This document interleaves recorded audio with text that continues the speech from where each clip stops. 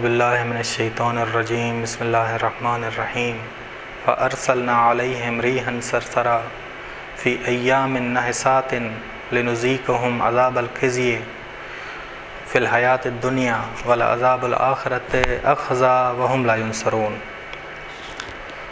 واما الثمود فہدیناہم فاستحبوا العمی علی الہدی فاخذتہم صاعقۃ العذاب الہون بما كانوا یکسبون ونجینا الذین آمنوا وکانوا یتقون۔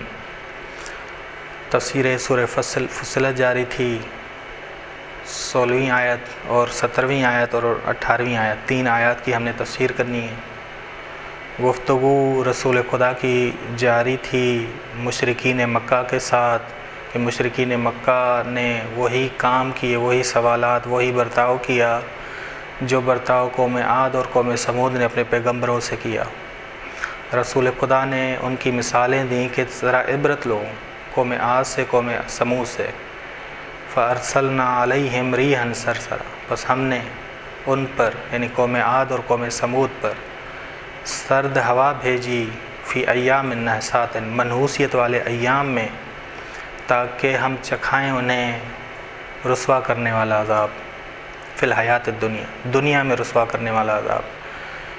جاہلیت ان کے اندر تھی اور یہ لوگ مال کی قدرت، اولاد کی کثرت کی قدرت، ٹھیک افرادی قوت، قبیلائی قوت، ان کو یہ اپنی عزت شمار کرتے تھے۔ خدا نے ان کی یہ ساری عزتیں یہ تباہ کر دیں، دنیا میں رسوائی ملی نہیں۔ یہ جو عزت والے عوامل جو کہتے تھے کہ یہ ہمارے عزت والے عوامل، مال، اولاد، کثرت افراد، قبیلہ ہمارا، یہ سارا کچھ لنذیقہم، تاکہ ہم انہیں چکھائیں رسوا کرنے والا عذاب دنیا کی زندگی میں، کہ ہم ان کے مال، اولاد سب کو تباہ کر دیں، کوئی ان کو بچا نہ پائے، اور حتماً آخرت کا عذاب اور زیادہ رسوا کرنے والا ہوگا۔ وہم لا ینصرون، دنیا میں کوئی ناصر تو تھا، آخرت میں کوئی ان کا ناصر نہیں ہوگا۔ ٹھیک یہ خداوند عالم نے کہا کہ بس ہم نے ان پر عذاب والی سرد ہوا بھیجی قوم عاد کے منحوسیت والے ایام میں، ٹھیک 7 دن 8 راتیں ان پہ عذاب مسلسل نازل ہوا، 7 دن 8 راتیں ہوا چلی ان پہ، عذاب والی ہوا چلی کہ ریزہ ریزہ ہو کر گر پڑے، کھجور کے درخت کے کھوکھلے تنے کی مانند ہو گئے جو سورہ الحاقہ نے بتائے۔ اگر درخت کو ہلایا جائے، کھوکھلے ہوں تو وہ کھوکھلے تنے اس کے گر جاتے ہیں، اس طرح بن گئے، یعنی ان کی زندگی کے آثار باقی نہیں رہے، ان کی زندگی کے آثار باقی نہیں رہے۔ اس قوم عاد کے لیے عذاب کے ایام منحوس تھے، مومنین کے لیے ایام منحوس نہیں ہوتے۔ بس انسان منحوس زمانے کو خود بناتا ہے، زمانہ منحوس نہیں بناتے خود۔ بس انسان مومن جس دن گناہ نہ کرے وہ اس کے لیے عید ہے، وہ اس کے لیے عید ہے۔ سعادت والے ایام ہوتے ہیں مومن کے لیے، مومن کے لیے سعادت والے ایام ہیں۔ مومن گناہ نہیں کرتا، ہر دن اس کا عید ہے۔ نہج البلاغہ میں ہے کہ ایک شخص نے امام علی کو روکا کہ جنگ کرنے نہ جائیں آپ، کیونکہ دن منحوس ہے آپ کا۔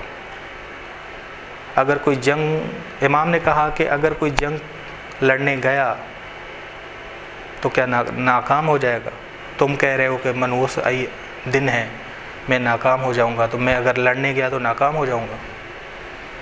امام نے کہا کہ اگر تمہاری یہ بات صحیح ہے تو اس سے توحید خراب ہو جائے گی، اس سے توحید خراب ہو جائے گی، کیونکہ پھر مبدأ کو قبول انسان نہیں کرے گا، مبدأ کو انسان قبول نہیں کرے گا۔ میں آج جنگ لڑنے جا رہا ہوں اور میرا دشمن بھی آ رہا ہے، اگر دن منحوس ہے تو وہ دشمن شکست کھائے گا، وہ دشمن شکست کھائے گا، میں نہیں کھاؤں گا، میں نہیں کھاؤں گا۔ بس منحوسیت اس کے لیے کیونکہ وہ گناہ گار ہے، وہ کافر ہے، اور کس کے مقابلے میں آ رہا ہے؟ امام کے مقابلے میں، حق کے مقابلے میں آ رہا ہے، تو منحوسیت اس کے لیے۔ اگر ایسا ہی ہے تو منحوس وہ شکست کھائے۔ وہ شکست کھائے گا، بس کیونکہ میرے لیے کوئی دن منحوس ہے ہی نہیں۔ امام نے کہا دن منحوس کافر کے لیے ہوتا، کافر کا کفر دن کو منحوس بناتا ہے، انسان کی نافرمانی دن کو منحوس بناتی ہے۔ امام ہادی نقی علیہ السلام فرماتے ہیں کہ تم لوگ دن کو منحوس کہتے ہو اور دنوں کو گناہ گار بناتے ہو، حالانکہ وہ دن گناہ نہیں کرتا، تم گناہ کرتے ہو، تم منحوس۔ بس ان کا تعلق منحوسیت اور سعادت سے نہیں ہے، بلکہ تم انہیں بناتے ہو۔ یعنی اگر نیکی کرو گے تو وہ دن عید بن جائے گا، اگر برائی کرو گے تو وہ دن منحوس ہو جائے گا، وہ دن منحوس ہو جائے گا۔ بس دن کو ہم عید بناتے ہیں یا منحوس ہم بناتے ہیں۔ بس جس رات قرآن کریم نازل ہوا وہ شب قدر ہے، جس دن امام کی ولادت ہوتی وہ روز میلاد ہے، روز میلاد ہے، روز عید ہے، روز جشن ہے، اور جس دن امام حسین کو قتل کیا گیا وہ روز عاشورہ ہے۔ ممکن ہے یہ روز عاشورہ یزیدیوں کے لیے منحوس دن ہو، لیکن حسینیوں کے لیے سعادت مند دن تھا کہ اس دن امام پہ قتل ہو کے یا عزاداری کر کے انسان قرب حاصل کرتا ہے خداوند عالم۔ امام حسین کو یاد کر کے، امام کو توسل کر کے امام کا بھی قرب حاصل ہوتا ہے، خدا کے قریب ہوتا ہے۔ اس کے وسیلے امام حسین پہ گریہ کر کے خدا کے قریب ہوتا ہے۔ بس امام اس روز عاشور کو اعلیٰ مقام تک پہنچے اور یزیدی لشکر پست ترین مقام تک پہنچے۔ بس یزیدیوں کے لیے دن منحوس تھا، حسینیوں کے لیے نہیں۔ اب جی سوال، پھر کیوں ماہ سفر منحوس ہے؟ کہ کہا جاتا ہے کہ ماہ سفر منحوس ہے۔ دیکھیں جی، ماہ سفر بذات خود زمانہ منحوس نہیں ہے۔ شام کے حوادث زیادہ سخت تھے، تبھی امام سے پوچھا گیا کہ سب سے زیادہ مصیبت آپ کو کہاں آئی، تو امام نے 3 دفعہ نام شام الشام الشام لیا۔ سب سے زیادہ مصیبت، سنگین تلخ حوادث امام ائمہ پہ، لٹے ہوئے قافلے پہ شام میں آئے۔ اس وجہ سے ماہ سفر کو کہا جاتا ہے کہ کفار، یہ جو یزیدی گروہ تھا، اس نے اتنا تنگ کیا، اتنی مصیبتیں ڈالیں اس لٹے ہوئے قافلے پر، حسینی قافلے پہ، کہ وہ ان کی مصیبتیں منحوس تھیں، ان کی وہ مصیبتیں منحوس تھیں، نہ کہ ایام منحوس۔ کہ اگر اس میں سفر کرنا چاہو تو صدقہ دے کر سفر کر سکتے ہو، صدقہ دے کے سفر کر سکتے ہو۔ اگر ہم اس ماہ سفر میں عبادت کریں، خدا کو یاد کریں، کسی پہ ظلم نہ کریں، تو یہ ماہ سفر ہمارے لیے عید بن جائے گا۔ بس اس مہینے میں ہم نے اگر ظلم کیا تو زیادہ ہمیں سزا ملے گی، کیونکہ ظلم اس مہینے میں سب سے زیادہ ہوا محمد اور آل محمد علیہ السلام، اس لٹے ہوئے قافلے، حسینی قافلے پہ۔ بس ہم بھی ایسا نہ کریں، اگر ایسا کریں گے تو ہم بھی ان ظالموں میں سے شمار ہوں گے۔ ٹھیک، اب سوال، ایک اور سوال، بعض روایات میں ہے کہ فلاں روز سفر نہ کریں کیونکہ منحوس دن ہے۔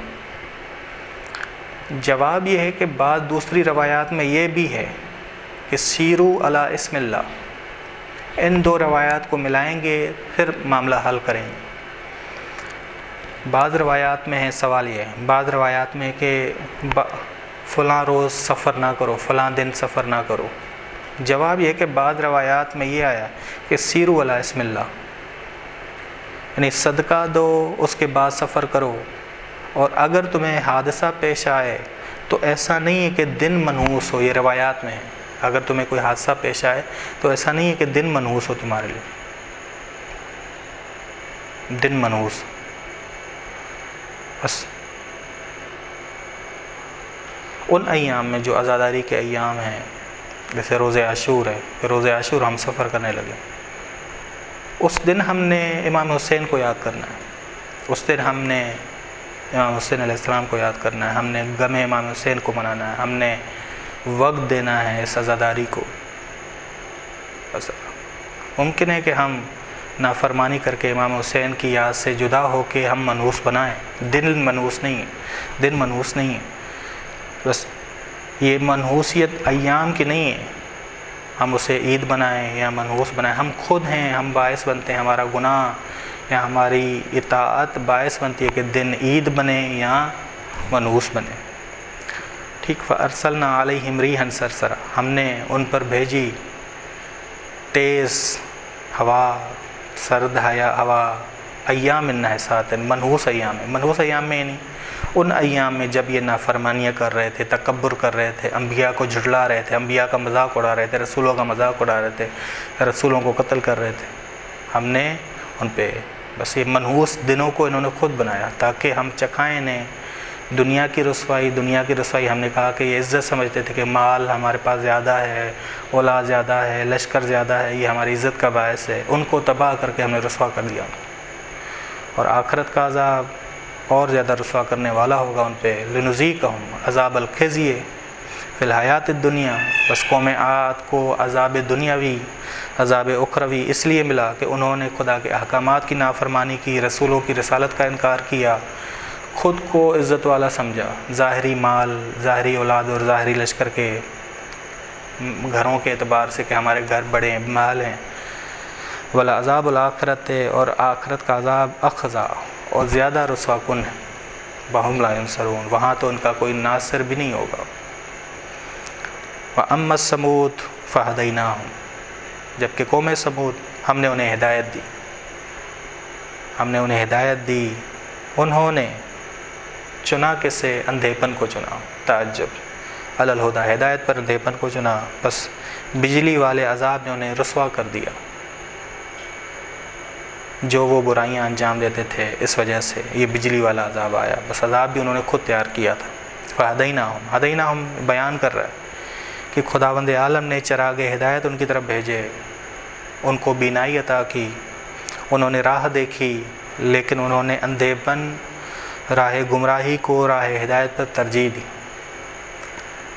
وہ اندھے اور گمراہی والی راہ کو پسند کر رہے تھے. قرآن کا فاستحب العمی، یعنی ان کا محبوب اندھاپن تھا، اس غلط باتیں تھیں، تبھی ہدایت پر ترجیح دی. بس یہ لوگ مال، باغات، زمینوں، گھروں کی وجہ سے خود کو عزت والے سمجھتے تھے، متکبر تھے. حق ان کے لیے روشن تھا، ہدایت انہوں نے دیکھ لی تھی، راہ ہدایت انہوں نے دیکھ لی تھی، تب بھی انہوں نے اندھے پن کو ترجیح دی، اندھے پن کو محبوب رکھا. بس ان کی تمام اشیاء خدا نے تباہ کی جو وہ سمجھتے تھے کہ عزت کا باعث ہیں، اور ان کو بھی عذاب مبتلا کر دیا، رسوا کرنے والا عذاب نازل کیا.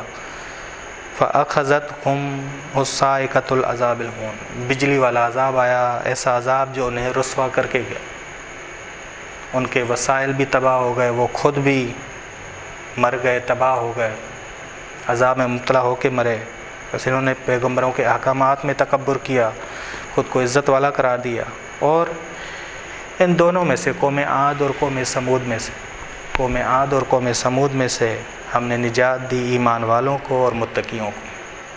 وَنَجَّيْنَا الَّذِينَ آمَنُوا وَكَانُوا يَتَّقُونَ، اور ہم نے نجات دی ایمان والوں کو اور متقیوں کو. بس قوم عاد اور قوم سمود میں سے مومنین گروہ نے، متقی گروہ نے نجات پائی، اور جاہل گروہ کو عذاب نازل ہوا. بس یہ 3 آیتیں ہیں. وصلی اللہ علی محمد اہل بیتہ الطیبین الطاہرین.